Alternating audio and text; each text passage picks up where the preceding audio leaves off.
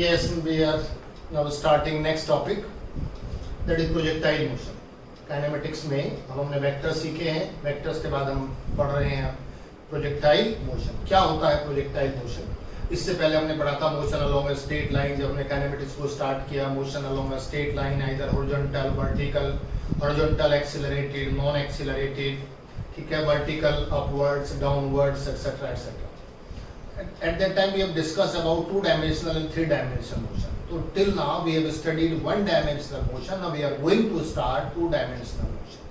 तो ये two-dimensional motion में प्रोजेक्टाइल क्या होता है, देखिए इसको हम डायग्राम की हेल्प से समझने की कोशिश करते हैं. Let's take two examples. हम यहाँ से दो डायग्राम बनाते हैं. एक डायग्राम तो ये है कि ये कोई टावर है या कोई बिल्डिंग है या कोई भी सर्टेन हाइट है, और यहाँ से किसी बॉडी को आप इनिशियल वेलोसिटी u से थ्रो करते हैं horizontal direction. Suppose a body is throne from a certain height, ये कोई हाइट h है, यहाँ से आप थ्रो करते हैं बट इन हॉरिजॉन्टल डायरेक्शन. पहली सिचुएशन. दूसरी situation, suppose another case, you just throw from the ground at suitable angle theta. You throw an object from the ground at suitable angle theta which is not 0 or 90. जो theta 0 90 नहीं है, इसके अलावा किसी भी angle पर जब आप थ्रो करते हैं किसी बॉडी को, तो बताइए कैसा पाथ बनता है. And we all know the path is like this, and here the path is like this, and this motion is not the motion along a straight line. This is the curved path, this is also the curved path, and why there is a curved path we'll discuss it also. But this motion is known as the projectile motion, and the body following this motion is called projectile, and this path is said to be trajectory. अब इसको define कैसे करेंगे projectile motion को? When a body is thrown from a certain height in horizontal direction or from a point at a suitable angle with either horizontal or with vertical, the path followed by the body is called trajectory, and the motion of the body is called projectile motion, and the body is said to be projectile. So projectile is the name given to the body which is thrown either from a certain height in the horizontal direction or from a point at a suitable angle theta. This body is said to be projectile, and the motion of this projectile or this curved motion or path is known as projectile motion. Obviously it is two-dimensional motion. How can we say it is two-dimensional motion? First, from this path the body is moving in the forward direction. Second, the body is moving in vertical direction. So simultaneously the body is following two directions. Similarly here the body is moving along this axis, the body is moving along this axis. So simultaneously the body is traveling in two dimensions. That's why it is two-dimensional motion. तो projectile motion क्या हुआ? It is the motion of a body, motion of an object. कौन सा motion? Which is just projected from a certain height in the horizontal direction or from any point at a suitable angle theta. Then this motion of the body is known as the projectile motion, and this body and object is known as projectile. I think projectile motion समझ आ गया आपको? तो कितनी तरह से बना? दो तरह से बना. अब देखिए बहुत सारे एग्जाम्पल्स हो सकते हैं. कौन से एग्जाम्पल्स हो सकते हैं? When a bullet is fired from the gun. Gun से जब बुलेट को फायर करते हैं, shell is fired from the gun. Second, javelin throw. जब कोई एथलीट आता है और एथलीट आकर के जेवलिन को थ्रो करता है, ऐसे दौड़ता हुआ आएगा और जेवलिन को एक सूटेबल एंगल पे थ्रो करेगा. जेवलिन थ्रो में maximum distance, discus throw, hammer throw, long jump of an athlete. Long jump is an example of this. So many examples भी है, बहुत सारे एग्जाम्पल्स इसमें हो सकते हैं. कोई आपका वाटर टैंक है, वाटर टैंक किसी हाइट पे रखा है, उसमें नीचे एक होल बना दीजिए. होल में से जो पानी इजेक्ट होता है उसका जो पाथ बनता है, कैसा पाथ बनेगा? ये वाला पाथ बनेगा. तो इस पाथ को हम प्रोजेक्टाइल मोशन कहते हैं. तो बेसिकली प्रोजेक्टाइल क्या है? It is the name given to a body which is projected from a certain height either in the horizontal direction और from a point at a suitable angle. Then this motion is known to be projectile motion, and the body is said to be projectile. अगर इस marker को यहाँ throw कर देते हैं ऐसे, तो ये प्रोजेक्टाइल हो जाएगा. जब human being athlete long jump करता है तो वो प्रोजेक्टाइल हो जाएगा. कोई भी ऑब्जेक्ट, कोई भी बॉडी जो इस मोशन में होती है, उसी को आप क्या कहते हैं? प्रोजेक्टाइल मोशन कहते हैं. अब इसको हम स्टडी कैसे करें? How to study? देखिए इसकी इंपॉर्टेंट कैरेक्टरिस्टिक्स बताते हैं. क्या इंपॉर्टेंट कैरेक्टरिस्टिक्स बताते हैं इसकी? कैरेक्टरिस्टिक्स, पहली कैरेक्टरिस्टिक्स है when the body thrown from a certain height in the horizontal direction और at a suitable angle from any point the body travels under the effect of gravity alone. केवल gravity के effect के under आ जाती है। एक बार आपने फोर्स अप्लाई किया, when we have applied a force to project the body, then the body comes under the effect of gravity alone at this point as well as at this point. It means when the body comes under the effect of gravity alone, and as we know the gravity is in the vertical direction, vertically downward direction, so there is only vertical force on the body, and when there is a vertical force on the body, the acceleration will be vertical and horizontal acceleration will become zero, or the body will travel with first a uniform horizontal velocity. Uniform horizontal velocity. The body or the projectile will travel under uniform horizontal velocity, यानी कि body की कोई भी horizontal velocity में बदलाव नहीं होता है। यहाँ से जिस velocity से हमने प्रोजेक्ट किया horizontal direction में, इस पूरे मोशन में बॉडी की horizontal velocity कैसी रहती है? सेम रहती है। इसमें भी horizontal velocity जो रहेगी सेम। क्यों? velocity किससे बदलती है? फोर्स से। उसकी वजह से क्या आता है? एक्सीलरेशन। horizontal acceleration नहीं है। क्यों नहीं? horizontal force नहीं है। जब हमने यहाँ से प्रोजेक्ट किया उसके बाद तो बॉडी में हम कोई फोर्स अप्लाई नहीं कर रहे हैं, बॉडी में कोई इंजन भी नहीं लगा हुआ है जिसकी वजह से उसकी हॉरिजॉन्टल वेलोसिटी चेंज हो जाएगी। तो ऐसे केस में बॉडी की हॉरिजॉन्टल वेलोसिटी कैसी रहेगी? यूनिफॉर्म रहेगी, कांस्टेंट रहेगी। और इसका मतलब ये हुआ सो दैट हॉरिजॉन्टल एक्सीलरेशन ए, अगर हम एक्स एक्सिस की तरफ कह रहे हैं, एक्स का मतलब कौन सी डायरेक्शन ले रहे हैं? हॉरिजॉन्टल डायरेक्शन कह रहे हैं, horizontal acceleration will be zero. पहली important point, the body travel, the projectile travels throughout its motion with a uniform horizontal velocity and there is no horizontal acceleration, means there is no acceleration in the horizontal direction। तो इसमें दो motion साथ साथ लेने पड़ेंगे आपको। एक motion आपका हॉरिजॉन्टल होगा, दूसरा वर्टिकल होगा। सेकंड कौन सा लेंगे? अब देखिए वर्टिकल तो मोशन है इसमें, either body is going from vertically upwards and then from a highest point the body is coming downwards। So in both the cases there is a vertical force, so the vertical velocity changes at a uniform rate। किस rate से change होती है? At uniform rate. और uniform rate का मतलब क्या होता है? Equal change in velocity, equal interval of time, because gravitational force on the body is constant.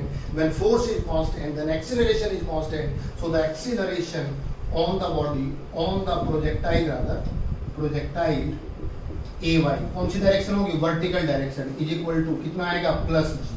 and plus g कितना होता है? acceleration due to gravity which is always vertically downwards, whether the body is going up or the body is falling downwards in both the cases, so there is only vertical acceleration on the body। So when the projectile is projected from a certain height or from any point, in both the cases the body comes under the effect of gravity alone। There are two important points. Number one, horizontal velocity remains constant throughout the motion, there is no horizontal acceleration or there is no acceleration in horizontal direction, but the vertical velocity changes means either increases or decreases।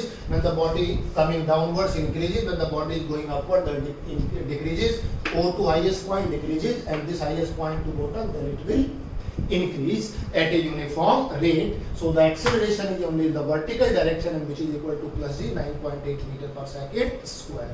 These are the two important characteristics of projectile motion। अब now how to study it। अब देखिए हम दो diagram और बनाते हैं। एक diagram हम ये बनाते हैं यहाँ से, अगर किसी बॉडी को हम ऐसे थ्रो करते हैं, यहाँ से ये पॉइंट है हॉरिजॉन्टल डायरेक्शन में थ्रो करते हैं आप यू वेलोसिटी से, या किसी बॉडी को आप इस डायरेक्शन में ऊपर से नीचे गिराते हैं, this is motion along a straight line, this is motion along a straight line. और इनको तो हमने पढ़ा है, इनकी इक्वेशंस हमारे पास है, जो इक्वेशन ऑफ मोशन है वो दोनों हमारे पास हैं। अगर थीटा जीरो ले लें, इसमें थीटा जीरो ले लें तो बॉडी किस पर ट्रेवल करेगी? ग्राउंड पर ट्रेवल करेगी। ये किसी हाइट पे नहीं है, ग्राउंड पर है। तो अगर थीटा जीरो लेते हैं ग्राउंड पर ट्रेवल करेगी, या पीछे की तरफ लेते हैं थीटा 180 है तो इधर ग्राउंड पर ट्रेवल करेगी, इधर ग्राउंड पर ट्रेवल करेगी, that is the motion along a straight line. उसको तो आपने पढ़ा है। या किसी बॉडी को ऊपर से आपने यहाँ से रिलीज कर दिया, नीचे की तरफ बॉडी नीचे आती है और the body is moving upwards when it is thrown in vertical upward direction, that is motion along a straight line. और उसकी चार इक्वेशंस ऑफ मोशन हमारे पास थी, जिनमें तीन फंडामेंटल इक्वेशंस हैं और फोर्थ इक्वेशन को हम डेराइव करते थे इन th टाइम के लिए। उनसे इक्वेशन सॉल्व हो जाती है, उनसे सारी प्रॉब्लम सॉल्व हो जाती है। इसको कैसे सॉल्व करें? How to solve these two problem. तो कर्ड पाथ है, कर्ड पाथ है, पैराबोलिक पाथ बनता है। इसको कर्ड पाथ को ट्रेजेक्टरी जिसको कहते हैं पैराबोलिक पाथ है। ये पैराबोलिक पाथ की तो कोई इक्वेशन हमारे पास नहीं है, तो इस प्रॉब्लम को सॉल्व करने के लिए हम वेक्टर्स की हेल्प लेंगे और वेक्टर हमारी हेल्प करेंगे, मदद करेंगे और उस वेक्टर्स की हेल्प से हम सॉल्व करेंगे। देखिए इस वाले केस में तो बॉडी की हॉरिजॉन्टल वेलोसिटी u हो जाएगी और इसको हम ux = u कहेंगे और यहाँ वर्टिकल वेलोसिटी जो uy होगी वो कैसी होगी, 0 होगी। एक टाइम पे बॉडी एक ट्रेवल में डिस्टेंस में थ्रो किया गया, इस डायरेक्शन में थ्रो किया गया हॉरिजॉन्टल डायरेक्शन में, कितनी वेलोसिटी से u, x एक्सिस किसको रिप्रेजेंट करता है, हॉरिजॉन्टल को, ये हमने x मान लिया और ये एक्सिस कौन सी मान ली, y। It means initially the vertical velocity of the body of the projectile is 0 because it is projected in the horizontal direction. But when the body reaches eight this point, जब body यहाँ पर पहुंच जाती है, suppose this point is p, the body has travelled x is the horizontal distance, body has traveled y is the vertical distance, then it has traveled in both the directions। दोनों direction में किसी time t पर पहुंच जाती है body. ये मान लीजिए पॉइंट a है, तो a से p तक पहुंचने में बॉडी इसके जो कोऑर्डिनेट्स आएंगे p पॉइंट्स के कौन से आएंगे, x y कोऑर्डिनेट्स होंगे और यहाँ जो वेलोसिटी की डायरेक्शन होगी ये वेलोसिटी की डायरेक्शन होगी, इसमें दोनों कंपोनेंट होंगे, vx भी होगा और vy भी होगा। अब देखो हम क्या करेंगे, ये किसने सिखाया, वेक्टर ने सिखाया। v के दो कंपोनेंट है, एक vx और दूसरा vy। vx कौन सा कंपोनेंट है, हॉरिजॉन्टल, vy कौन सा है, वर्टिकल। तो दो तरह के मोशन लेंगे, एक हॉरिजॉन्टल वाला लोगे, horizontal velocity, horizontal vertical acceleration, and दूसरा कौन सा लेंगे, वर्टिकल, और दोनों का क्या ले लेंगे, रिजल्टेंट ले लेंगे। तो यानी कि जो पहले फॉर्मूले आप पढ़ के आए हैं उन्हीं फॉर्मूले की अप्लाई करके हम इसको पढ़ेंगे। जैसे इस वाले केस में देखो यहाँ से थीटा एंगल है, u वेलोसिटी, बताना रिजोल्यूशन में वेक्टर में क्या पढ़ा है आपने, हॉरिजॉन्टल कंपोनेंट को क्या पढ़ा है, u cos थीटा, ये क्या पढ़ा है, u sin थीटा, कौन सा कंपोनेंट है, y। देखिए the body is moving in the horizontal direction with velocity u cos theta, in vertical direction by the velocity u sin theta, and at angle theta the velocity is u.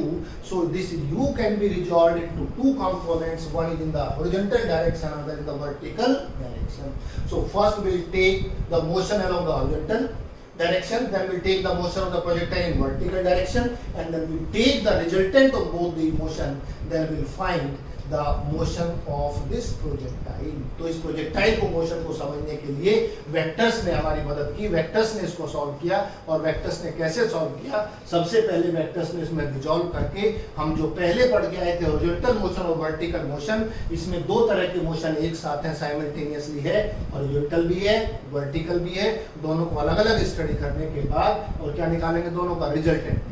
चलिए निकालते हैं। तो पहले एक question पढ़ते हैं हम, इसमें हमें समझ आ गया हमें क्या करना है। तो हमें नया कुछ नहीं पढ़ना है, जो पहले से प्रीवियस स्टडी हमारे पास है वेक्टर्स, और ये वेक्टर की इंपॉर्टेंट है। वेक्टर्स पढ़े क्यों थे हमने, इसीलिए पढ़े थे कि जो हमारा motion along a straight line है वो यहाँ फेल हो जाता है बिना वेक्टर्स के सॉल्व करना। अब उसको हम अप्लाई कर सकते हैं इन टू डायमेंशन। तो देखिए सबसे पहले हम ले रहे हैं, कौन से वाला ले रहे हैं बच्चों, now we come to this one, and this one is projectile given horizontal projection. Which projection? Projectile given. This is the motion in which projectile given horizontal projection. Horizontal projection. ये वाला केस है, ये case ले रहे हैं पहले, फिर बाद में दूसरा केस लेंगे, इसमें हम पढ़ते हैं क्या होता है। तो देखिए हमने दो तरीके से समझ लिया, पहले हमने थ्योरेटिकली समझा प्रोजेक्टाइल मोशन क्या होता है, फिर हमने एक्सपेरिमेंटली बताया कि यहाँ से किसी बॉडी को अगर थ्रो करते, मार्कर को थ्रो करते तो कौन सा पाथ बनेगा, पैराबोलिक पाथ बनेगा, ये भी हमें समझ आ गया। इसके बाद में अब हम इसको कैसे ले रहे हैं, मैथमेटिकली ले रहे हैं, एनालिटिकली ले रहे हैं, इसका पाथ प्रूव करना चाहते हैं हम कैसे करेंगे। तो देखिए हमने क्या मान लिया है, लेट, सबसे पहले तो वही दो कैरेक्टरिस्टिक्स होंगी, late a body or a projectile is projected from a point, initial point A, projectile is projected from point A, कौन से वाला point, A point, ठीक है, with horizontal velocity u, so that बताइए ux कितना हो जाएगा, u कौन सी वेलोसिटी, horizontal velocity, या इसको तो हम कह सकते हैं horizontal velocity, and uy is equal to 0, that is vertical component, vertical velocity, or rather I must write initial horizontal velocity। चलिए हम यहाँ लिख देते हैं इसको, this is initial velocity, कौन से वाली, horizontal, और सेकंड कौन सी होगी, vertical ये होगी, horizontal बोलो यहाँ तक कोई डाउट तो नहीं है, ये हो गया कि नहीं? अच्छा now horizontal acceleration, horizontal acceleration ax कितना हो जाएगा 0. What is vertical acceleration? Vertical acceleration ay कितना हो जाएगा प्लस. तो ये चार बातें आपने याद रखनी है. 4 components are there. The 2 dimensional motion is there. यहाँ आपका हॉरिजॉन्टल वेलोसिटी u है, इस पॉइंट पे वर्टिकल वेलोसिटी कैसी है 0 है. क्यों है वर्टिकल वेलोसिटी 0? बॉडी को किधर थ्रो किया? हॉरिजॉन्टल डायरेक्शन में. अब आपका कंट्रोल तो बॉडी से खत्म हो गया. अब बॉडी किसके कंट्रोल में है? ग्रेविटी के कंट्रोल में है. ग्रेविटी बताएगा, ग्रेविटी के इफेक्ट की वजह से वो ट्रेवल करेगी. अब दो फोर्स एक साथ थे जिससे आपने प्रोजेक्ट किया था, तो body wants to travel along a straight line due to the force applied by you, initial force. And now when the body is projected, the body comes under the effect of gravity. Gravity vertically downwards. So due to the initial force, the body is traveling in the horizontal direction. Due to vertical force, the body is traveling in vertical direction, so that the body travels along this curved path. दोनों की वजह से curve path बनता है. और ये आपके initial parameters हो गए.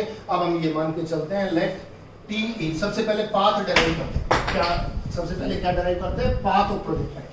चलिए एक चीज हम डेराइव करेंगे, पाथ ऑफ प्रोजेक्टाइल. कैसा पाथ होगा हम ये डेराइव करते हैं. Let the projectile reaches point P after time t. जब हमने इसको थ्रो किया, यहाँ से प्रोजेक्ट किया, उसके t टाइम बाद कहाँ पहुंच जाता है? P पॉइंट पर पहुंच जाता है. तो यहाँ से यहाँ तक पहुंचने में कितना टाइम लगा? t टाइम लगा. अब देखिए यहाँ हम दो तरह का मोशन देंगे. P के कोऑर्डिनेट्स कितने हैं? x and y. x and y means x is the horizontal distance and y is the vertical distance traveled. Considering motion, अब तो आसान हो गया.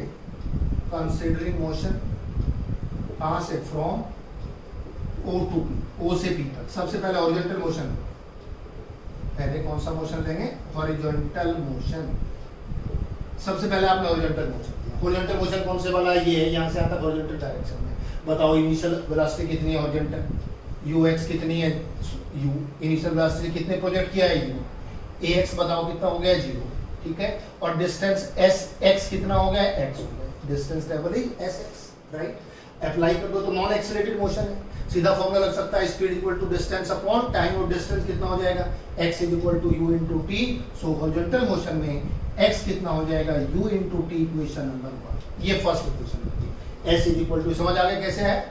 Distance is equal to speed into time. इसमें एक्सीलरेशन नहीं है, नॉन एक्सीलरेटेड मोशन है.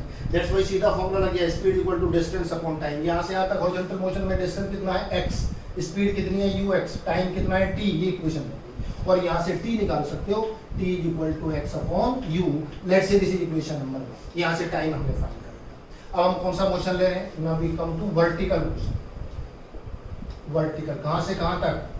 कहाँ से? O A to P. A से P तक का मोशन ले रहे हैं. कहाँ से ले रहे हैं हम? O to P नहीं है. कौन से वाला ले रहे हैं? A to P. ये है A पॉइंट. A से P तक का ले रहे हैं. O तो ओरिजिनल वाला पॉइंट था. चलिए बताइए कितना आएगा vertical? s is equal to ut plus half at square. ये फॉर्मूला होता है ना, s की जगह sy, u की जगह uy और a की जगह क्या ले लें? ay. अगर इसमें भी लगाना चाहो इक्वेशन, इसमें भी लग सकती थी. क्या लग सकती थी? देखो s is equal to ut plus half at square. x x x x means कौन सी डायरेक्शन? हॉरिजॉन्टल. बताओ sx की जगह क्या है? sx की जगह क्या है? x. ux कितना है? u. ये कितना है? t. और प्लस ये कितना हो गया? 0. क्यों? x की वैल्यू कितनी है? 0. और x is equal to ut और t equal to x upon u. यहाँ वर्टिकल डायरेक्शन में बताइए कितना वर्टिकल डिस्टेंस ट्रेवल हुआ a से लेके p तक हुआ है? uy कितना था initial? 0. t plus half ay कितना है? g into t square. y is equal to half g t square. Half g. t की वैल्यू यहाँ से रखें, x upon u. x upon u square. और ये हो जाएगा y is equal to half g x square upon u square. और x square is equal to twice u square upon gy. और x square is equal to ky. और x square is equal to ky means where k is equal to 2u square upon g, and this equation represents parabolic path. Parabolic path. Mathematics में आप पढ़ते हो equation. ये जो equation है बताइए किसकी आती है? ये इक्वेशन पैराबोलिक पाथ की आती है. जब कोई भी बॉडी पैराबोला के अलोंग ट्रेवल करती है. पैराबोला कौन सा है? ये पाथ कौन सा है? पैराबोला. देखिए मैथमेटिक्स में सबकी इक्वेशन है. अगर इक्वेशन स्ट्रेट लाइन लेना है तो y equal to mx plus c पढ़ेंगे हम. ये कुछ इक्वेशन है, जिनको नहीं आता वो लर्न कर ले. अगर स्ट्रेट लाइन की इक्वेशन है मैथमेटिक्स में पढ़ते हैं y equal to mx plus c. Plus minus भी हो सकता है। स्ट्रेट लाइन अगर बता दे आप, या तो स्ट्रेट लाइन लैंग्वेज में कहिए, या ये लाइन ड्रॉ कर दीजिए, या ये लिख दीजिए, ये भी स्ट्रेट लाइन को रिप्रेजेंट करेगा। अगर आप सर्कल लेते हैं, सर्कल के लिए x square plus y square equal to क्या होता है, ए स्क्वायर, ये सर्कल को रिप्रेजेंट करती है मैथमेटिकल इक्वेशन। ऐसे ही पैराबोला कोई करती है x square equal to 4ay और y square equal to 4ax। 4a constant है, इसमें ये बदल सकता है, तो ये वाली फॉर्म आ गई, ये वाली फॉर्म यहाँ आ जाएगी, x में क्वाड्रेटिक, y में linear. So this equation proves that, show that mathematically that the path is parabolic. ये जो पाथ बनेगा इसका बॉडी का, कैसा पाथ बनेगा, पैराबोलिक होगा। तो पहले हमने थ्योरेटिकली बताया, एक्सपेरिमेंटली बताया, अब मैथमेटिकली भी प्रूव कर दिया है। जहां भी ये इक्वेशन आपको बनती दिखाई दे, ये x में क्वाड्रेटिक, y में लीनियर, ऐसे केस में आप तुरंत बता देंगे ये पाथ कैसा है, पैराबोलिक पाथ। तो आई थिंक ये क्लियर हो गया, पाथ पैराबोलिक हो गया। So this is the equation of path.